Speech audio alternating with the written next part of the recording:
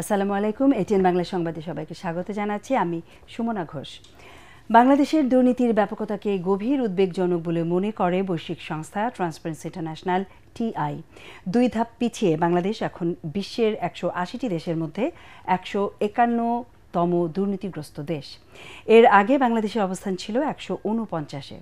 2021 সালের নভেম্বর থেকে 2024 সালের সেপ্টেম্বর পর্যন্ত সময়কালের বিশ্লেষণে ট্রান্সপারেন্সি ইন্টারন্যাশনালের দুর্নীতির ধারণা সূচকে বাংলাদেশের এই অবস্থান উঠে আসে।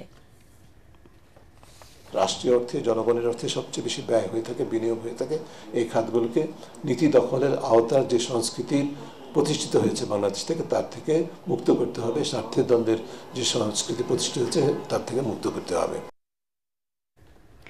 প্রত্যেক অপরাধীকে আইনের আওতায় এনে অপারেশন ডেভিল হান্টকে সফল করার ঘোষণা দিয়েছেন স্বরাষ্ট্র উপদেষ্টা অবসরপ্রাপ্ত লেফটেন্যান্ট জেনারেল মোহাম্মদ জাহাঙ্গীর আলম চৌধুরী।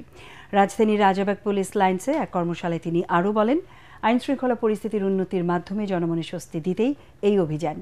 অন্যদিকে দেশকে অস্থিতিশীল করার নেপথ্যে পতিত ফ্যাসিস্টরা লাখ লাখ টাকা খরচ করছেন বলে অভিযোগ করেন আইন উপদেষ্টা ডক্টর আসিফ নজরুল। আমরা কোনো অপরাধীকে রাস্তায়, বাজারে, মাঠে, ময়দানে, রাজপথে দেখতে চাই না। প্রত্যেক অপরাধীকে আইনের আওতায় আনতে হবে, তাদের বিচার নিশ্চিত করতে হবে। আমি আইনশৃঙ্খলা বাহিনীকে আরও তৎপর হতে বলবো। অপারেশন ডেভিল হান্টকে আমি বলবো, no devil should be escape from law enforcing agencies.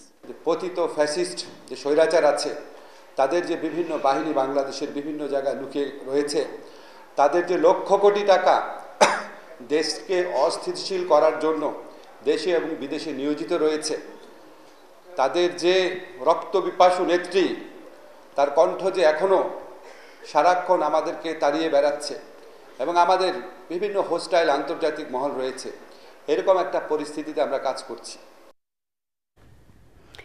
সংসদ নির্বাচনকেই প্রধান লক্ষ্য নিয়ে কাজ করছে নির্বাচন কমিশন। স্থানীয় সরকারের ভোট নিয়ে এখনই ভাবা হচ্ছে না।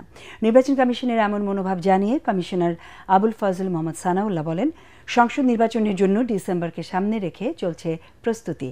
তবে সরকার চাইলে এর আগে স্থানীয় কিছু নির্বাচন আয়োজন করা সম্ভব বলে মনে করেন তিনি।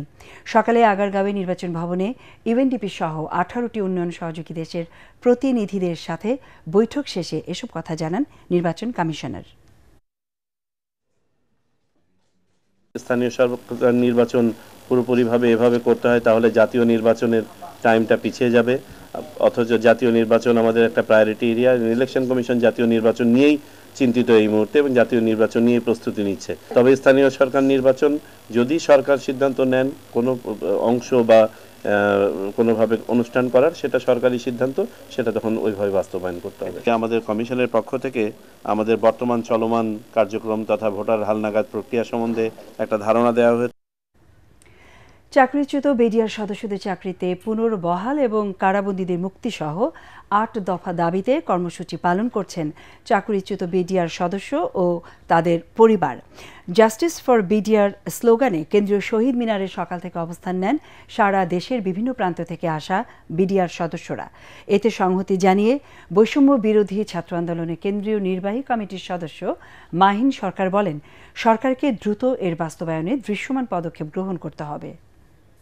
বাংলাদেশের রাজনৈতিক অরাজনৈতিক সকল জনগণের এই দাবিটা, তো সেই জায়গা থেকে আমরা মনে করি যে যারা মুসলিম আছে তাদের যে অধিকার, ন্যায্য অধিকার, সেই ন্যায্য অধিকারটি ফিরিয়ে দেওয়ার জন্য চেষ্টা করা এবং সরকার আশা করি আমাদের এই দাবির প্রতি পজিটিভ হবে। এবং আমরা দেখতে পেয়েছি এখন পর্যন্ত সরকারের কাছ থেকে উল্লেখযোগ্য কোনো রেসপন্স পাওয়া যায়নি।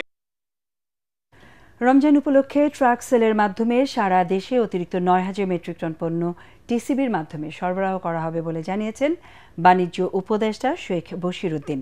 তিনি জানান, স্বল্প আয়ের 12 লাখ পরিবার এই সুবিধা পাবে। টিসিবির ফ্যামিলি কার্ড ছাড়াই ট্রাক সেলের মাধ্যমে এই পণ্য সরবরাহ করা হবে। খুলনার শিববাড়ি মোড়ে ভ্রাম্যমাণ ট্রাকে টিসিবির পণ্য বিক্রয় কার্যক্রমের উদ্বোধনী অনুষ্ঠানে তিনি এসব কথা বলেন। প্রতি পরিবার সর্বোচ্চ 2 লিটার সয়াবিন তেল, 2 কেজি করে মসুর ডাল ও ছোলা, 1 কেজি চিনি এবং 500 গ্রাম খেজুর কিনতে পারবেন। এর মধ্যে প্রতি লিটার সয়াবিন তেলের দাম রাখা হবে 100 টাকা।